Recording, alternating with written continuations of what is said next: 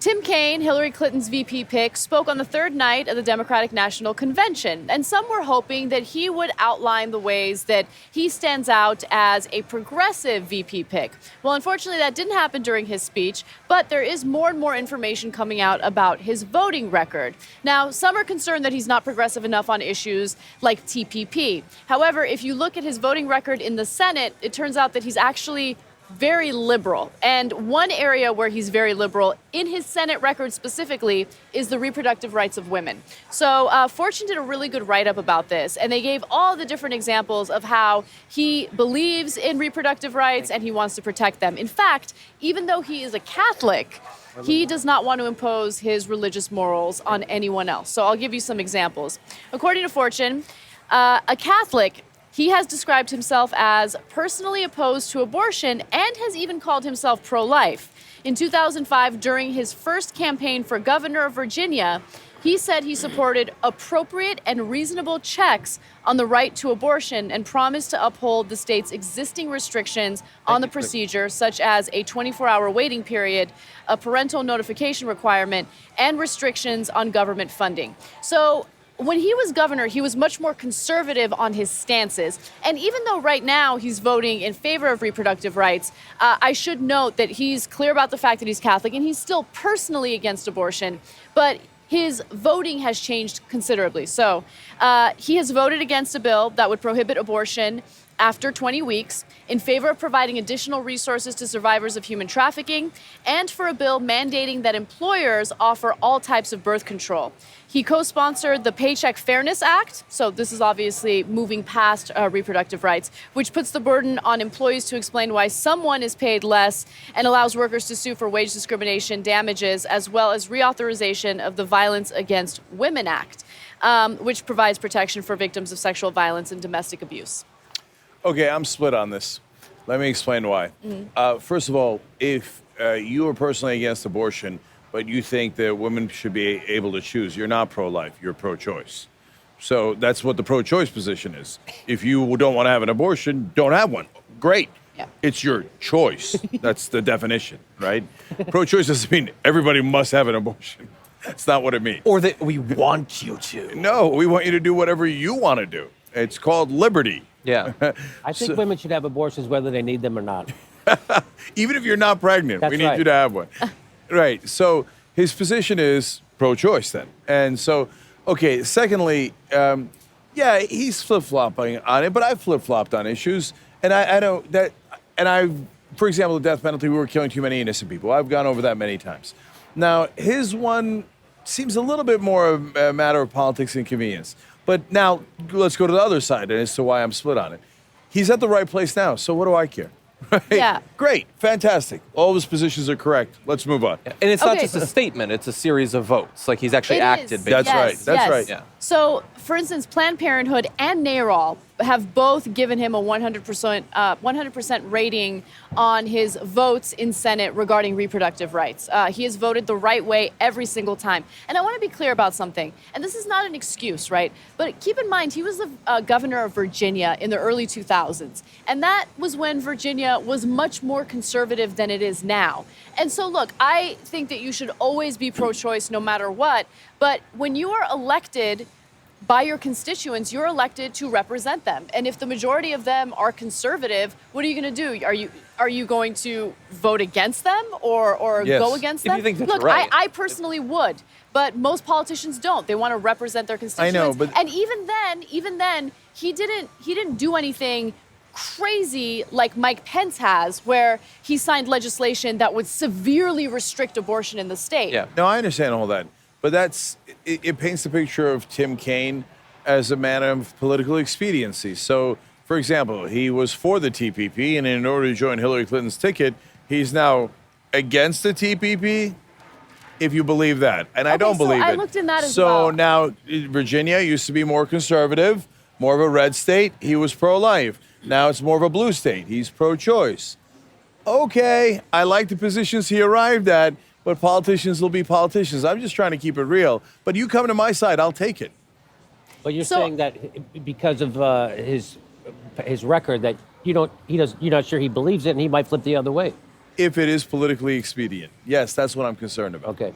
Yeah, well, I don't know. I think to be honest with you, I think it's hard to tell because I think of who I was in high school and I was very conservative. I was against gay marriage. I was against abortion. I was against legalizing prostitution. That was something you and I got into a huge debate about on the show. I was against legalizing drugs. I was a completely different person. I think it's okay for people to change their opinions on political issues. And look, some might say, oh, well, he is just doing it because it's convenient for him. But I looked at his entire voting record when he was in the Senate, and the vast majority of votes were very liberal votes. Yeah. Okay? There was one thing that stood out to me where he voted against some gun control that I didn't like, right? And when it comes to TPP, people act as if he voted in favor of TPP. He didn't vote in favor of TPP. He voted in favor of the fast track thing for Congress. Fast track authority, yeah. Yes, fast track authority. Which is in essence voting for TPP, though, because it says the president, who we know is massively in favor of TPP, will get to propose it as a lump sum package. It's not the right way to put it, but anyway, amendment. And we can't amend it. Yeah. So it's either a yes or a no, which is almost always a yes. So I hear you on all that. He's pro TPP. Like, I just found out I'm against TPP last week when Hillary Clinton asked me on the ticket. Is not a convincing position, not remotely. So the reason that I'm glad that we're talking about this is when the short list of possible VPs was drawn up, he looked like one of, not the worst, not the most conservative, but certainly not the most liberal or progressive of the choices there. But the danger is that if a person has some policy positions like pro-TPP, or like people are saying that he's going to push for deregulation of Wall Street, the letter that he sent actually was specifically about not the big banks. He's talking about like local and rural banks and things like that. And he has other positions that you might not like. Like someone was sending me information about him apparently making some moves against unions in Virginia, which I haven't personally seen, but that's entirely possible. Like, you can have these things, but you don't suddenly then get to label him like I was on BBC Scotland with some guy participating in a Bernie rally, and he was like, he's a right-wing conservative. No, it No, drives me he crazy. doesn't become a right-wing conservative just because he has a couple of positions. And the reason that matters is that we're supposed to be able to look at the whole picture and not look at the world in black and white. We're not supposed to be so simplistic and shallow in our evaluations of things that if there's a bad thing about it, well, then the whole thing's bad, it's terrible, it can't be allowed. That's not how you actually run a country. That's not how you run a party. It's not how you get a philosophy to run a country. So let me jump in really quickly because I know what the reaction is going to be to everything that you and I are saying specifically, right? I get it. You know, Sanders supporters hate Hillary. They hate everything about her. They hate her VP pick. And I'm actually, no, they do. They No, do. They that's do. not fair. That's not fair. And there's a spectrum. They hate Hillary. No, there's a spectrum of Sanders Of course there is. supporters. I'm talking about the You're never talking about Hillary. Bernie Like or her. bust and Yes. yada yada. Right. Yes, that to be absolutely clear, I'm specifically talking about Bernie or bust individuals, a lot of which watch our show. But I'm actually a little embarrassed by the way I talked about Tim Kaine in the past because, look, I love policy, and I hadn't sat down and really looked through his voting record and everything he did in the Senate until today. I mean, of course, I read up on some of his policy ideas, but it was all negative stuff, like TPP, for instance. But you gotta look at the whole picture and put the person in context. He is not a disaster, and the way that people have run or went with this narrative of him being this right-winger, I think is really unfair. And all I'm asking is to put everything into context and consider everything that he did while he was in the Senate. And I looked at his the ideological scores. I mentioned this on the show like a week or two ago. And he's not one of the most progressive or liberal senators in the Senate. He's just not. And that's true to say. But his ideological ranking, he's more liberal than Al Gore was based on his voting. He was far more liberal than Joe Lieberman was. And a lot of his votes that are being scored are after the country has apparently, as we always say, been moving right for like 15, 20 years after Al Gore. All right, so you have to be able to accept, like, that matters. The actual act, that's what we have to go on. There's statements, but then there's also action. Yeah. His actions put him as more liberal than past VP choices. And by the way, it's our job to just give you the information, okay? I'm not telling you this to influence you or tell you you have to vote for Hillary. You vote for whoever you feel comfortable voting for. But I'm not going to run with this false narrative about anyone just because it's not my favorite candidate. I'm just giving you the info. You do what you wish with it. Okay, so look, first of all, you want to talk about damning with faint praise. He's to the left of Joe Lieberman. I said far more liberal. Okay, so the gap was much bigger between him and Lieberman than him and Al Gore. Attila the Hun wanted to go into slightly less wars than Joe Lieberman did. So he's to the left of Joe Lieberman? Yes. I'm with her.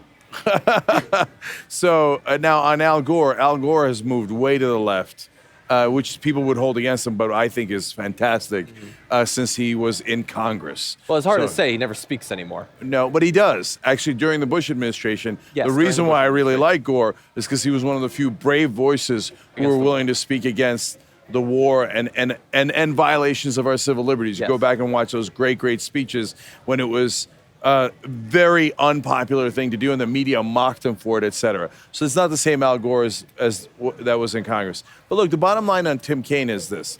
We don't know. So, yes, you got the voting record. Anna gave it to you. Yep. That is certainly an indication. A few more things, though. A few more things. And this is before he knew he was going to run as vice president. Has voted consistently to protect the environment. Has voted consistently against oil subsidies. Again, take all of these things into context. Do with that information what you wish. But here's who wouldn't vote against oil subsidies. Mike Pence. Here's who doesn't give a crap about the environment. Mike Pence. And yes, I know that the VP is essentially, a symbolic thing. It's not like the VP is going to, vote on legislation or anything like that. But it's still, Except in the case of a tie in the Senate, and he could potentially become president. But Right. most of the time, kind of irrelevant. yeah, exactly. But it's still important information that you guys should know. All right. So when Tim Kaine was announced, I have a healthy recognition of his record. On the spot, I did. Now, it's good to get more into the details. That's why I said, and people were asking me why I said it, that I think Tim Kaine might be a secret liberal. But it shouldn't have to be a secret. True. So the reality is, if Tim Kaine, for whatever reason, became relevant in our lives, Hillary Clinton wins, and for God forbid, he becomes president, we don't really know what he would do. He might turn out to be really progressive or not so much. And that's because he's a politician who's kind of hewed to wherever, things were heading. Yeah. And yes, he's clearly on the progressive side. You don't go and help kids in Honduras because you're a conservative who wants to make more profits, right? Yep. And so that's his nature. And he could have picked a Republican. He didn't. And in a state like Virginia, it might have been easier to pick Republican. No, he's a Democrat. He's progressive. I get it. Is he as progressive as we want him to be? No. We might never find out. Yeah. And I wouldn't.